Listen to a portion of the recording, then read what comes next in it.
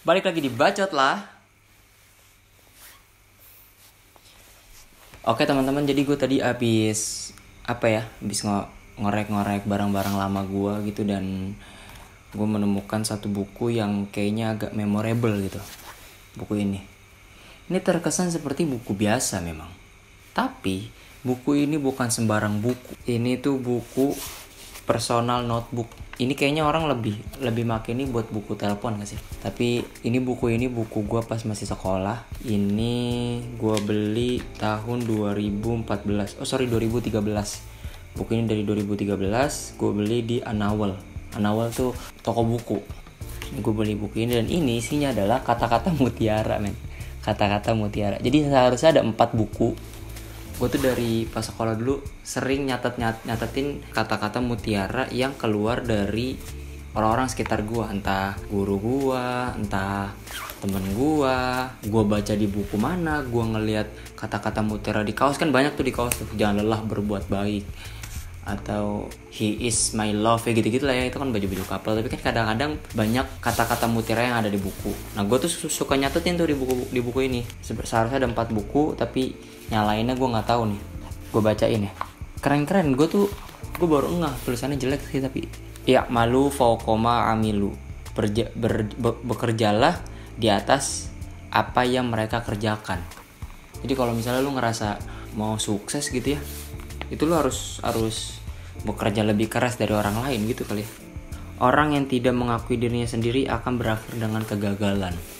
Kayaknya ini kata-kata buat orang-orang fake gak sih? Orang-orang yang nggak pede dengan dirinya sendiri, orang-orang yang ingin menjadi orang lain dan tidak love self gitu gak sih? Supaya tulisan gue kacau banget men dulu men. Nih, ini ada pepatah bahasa Arab kayaknya deh. Gue nggak tahu pepatah bahasa Arab atau apa ya. Man ahabba syai'in kathura zikruhu. Barang siapa yang menyukai sesuatu atau seseorang, maka dia akan banyak menyebutnya. Iya juga sih, dari guru gue Pak Ali Said. Jadi kalau misalnya lu lagi suka sama cewek, lu suka sama suatu barang, kayaknya lu akan sering nyebut ya sih. Kullu jadid ladhiz. Setiap sesuatu yang baru adalah enak. Suara cicak lagi. Setiap sesuatu yang baru adalah enak. Enggak juga sih menurut gue. Kaos tuh kalau baru kayaknya enggak enak gak sih? Sempak baju, sesuatu yang melekat ke badan tuh enaknya barang-barang lama loh. Iya kan? Oh ini nih, ini gue suka nih yang ini. Apapun yang terlihat bisa jadi tidak seperti yang kita lihat. Apapun yang hilang tidak lenyap seperti yang kita duga. Ada banyak sekali jawaban-jawaban yang kita dapat dari tempat-tempat yang hilang. Dari buku Bumi karya Terelie. Keren-keren cuy. Kullu jam'in mu'annasin. Gitu gak sih bacanya? Setiap yang keroyokan itu cewek. Makanya kalau lo cowok berani jangan keroyokan. Maju satu-satu lu. Gitu ya pak. Ini dari guru gua sih Pak Masrukin. Homo homini lupus. Manusia adalah serigala bagi manusia lain. Kadang-kadang kita tuh tanpa sadar menjatuhkan teman-teman kita sendiri gitu. Ya gak sih? Go hard or go home. Atau go hard or go home. Caranya naik Gojek atau Gokar. Yang penting jangan jalan kaki karena itu goblok. Senyum adalah jembatan antara dua mata. Kalimat yang santun adalah jembatan antara dua telinga. Perbuatan yang mulia adalah jembatan antara dua hati. Emang gitu ya? Ketika kita menanam jagung, pasti akan tumbuh rumput. Tapi ketika kita menanam rumput, maka tidak akan tumbuh jagung. Dari Joe ini. Coba menurut kalian, hal apa yang bisa disamakan dengan kata-kata ini? Ketika kita menanam jagung, pasti akan tumbuh juga rumput. Tapi ketika kita menanam rumput, maka tidak akan tumbuh jagung.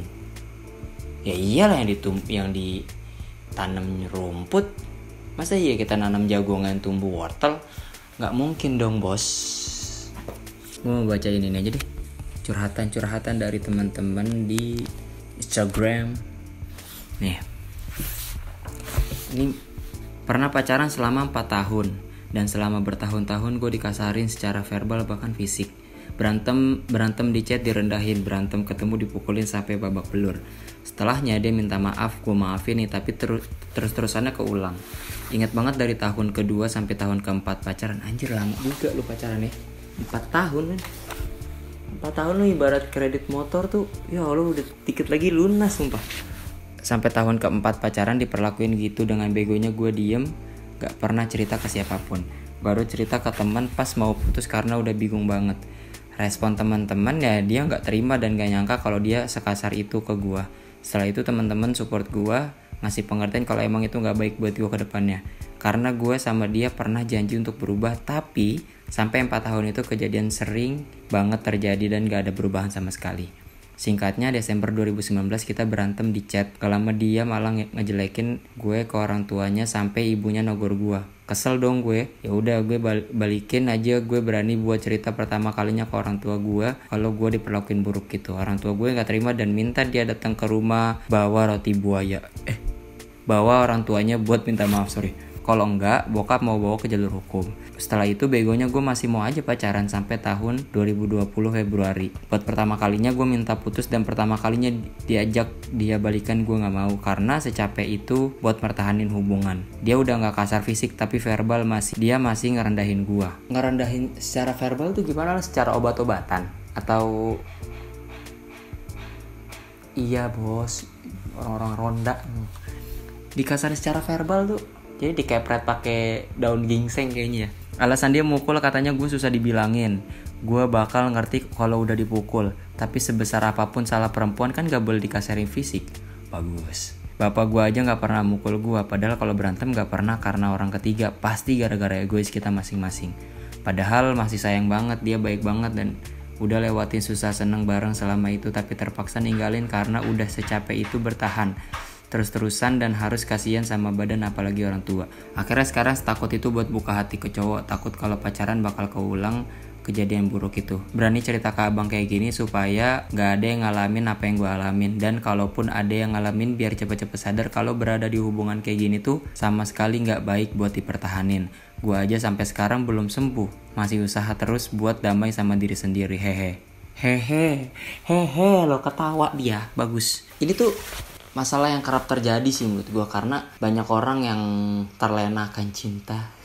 Kalau gue nggak pernah sampai segitunya sih karena, aduh toke nih, ini toke nih pas ini.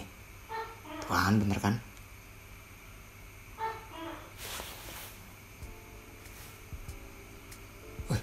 Genap woy. Genap tuh ada setan berarti atau enggak ya? Nggak ada lah genap ganjil kalau ada berarti. Iya maksud gue masalah-masalah kayak gini tuh gue nggak tahu kenapa beberapa orang banyak bahkan yang bisa dibutain sampai segitunya gitu. Mungkin sebutannya toxic relationship ya. Lu tuh nyaman tapi kayak gue sih nyebutnya tuh kayak gali lubang tutup lubang. Lu nyaman tapi badan lu tergerus men. Makanya kalau misalnya ada orang pacaran kok makin kurus, gue malah ngeliatnya kayak nggak bahagia deh. Kalau misalnya lu pacaran sampai main fisik, pertanyaan gue tuh, lu atlet tinju memang pacaran fisik latihan Enggak kan? Gue gak punya pengalaman pacaran yang segitunya karena gue pacaran pun baru sekali. Dan itu juga gak lama, cuma 3 bulan. Ya berasa magang lah gue. Soalnya kalau pacaran gue langsung bikin laporan gitu kan biar dapat nilai. Jadi buat orang-orang yang kayak gitu, ketika lu ngerasa kasar mulut dan kasar fisik itu menurut gue gak bisa dimaafin sih. Itu tuh udah kelewatan sih menurut gue. Curhatan berikutnya, gila gue seneng nih baca-bacain curhat. Bang, gue mau curhat gini, tapi yang itu gimana? Gimana maksud lo? Maksud lo gimana? Bisa-bisanya curhat begitu loh. Oke nih gue mau curhat ya bang. Lo pernah ngerasain suka sama teman sendiri gak sih? Gue lagi ada di posisi ini soalnya. Wak. Awalnya gue gak pernah mau punya perasaan ke temen gue itu. Cuma lama-kelamaan dan kita udah deket dari semester 3. By the way deket. Yang bener-bener deketnya di semester 3. Oke. Kayak mulai sering jalan. Kayak mulai sering jalan berdua. Sering chat yang bikin ngerasa, ini orang kenapa sih kok chatnya kayak bukan ke temen. Pernah 3 kali ke rumah dan minta izin buat ngajak gue main ke orang tua selama di rumah. Dia orang Sumatera dan ngekos di sekitaran kampus. Terus bela-belain ke rumah gue yang jauh banget dan masih banyak hal yang bikin gue gerendeng sendiri. Jauh banget tuh gimana gitu? Soalnya jauh menurut gue tuh kayak lu kuliah di UIN Ciputat, tapi rumah lu tuh di Semarang. Itu jauh kalau PP. Nah ini jauhnya lu belum kasih tahu. Kalau misalnya rumah lu beneran di Semarang dan lu kuliah di UIN PP, dia yang jemput. Totalitas sih orangnya. Awalnya gue biasa aja bang, tapi makin kesini kenapa kok begini ke dia? Kenapa sekarang gue punya perasaan ke dia tapi gue gak mau bilang? lemah. Udah lah, cukup sekian, makasih. Gue nggak cerita ke siapa-siapa selain ke lu. Tayang. Gak berani cerita ke teman-teman, takut dicengin. Banyak orang yang mikir kalau cewek tuh nggak boleh ngungkapin perasaan. Menurut gue salah sih. Sekarang kan udah kesetaraan gender, ya berarti apa yang dilakukan cowok, menurut gue ya, ingetin gue kalau gue salah. Dengan adanya kesetaraan gender itu, apa yang dilakukan cowok itu seharusnya bisa dilakukan juga sama cewek. Presiden boleh, ya kan, Ibu Megawati pernah jadi presiden. Kepala daerah, pemimpin-pemimpin yang awalnya cuma cowok itu bisa digantikan oleh cewek. Kecuali memang hubungan rumah tangga ya, mungkin kalau rumah tangga kan ya kali masa si cewek jadi suami yang cowoknya jadi istri. Sama halnya dengan ini, menurut gue nembak itu ngungkapin perasaan kan gak mesti cowok men. Dan karena sekarang tuh banyak juga cowok yang memang gak mau nembak, memang banci. Karena gini, gak enaknya deket sama teman dekat adalah kalau lu nembak, pilihannya ada dua. Lu diterima dan lu jadian, atau lu ditolak dan renggang men. Itu tuh yang bikin kita galau ya sih.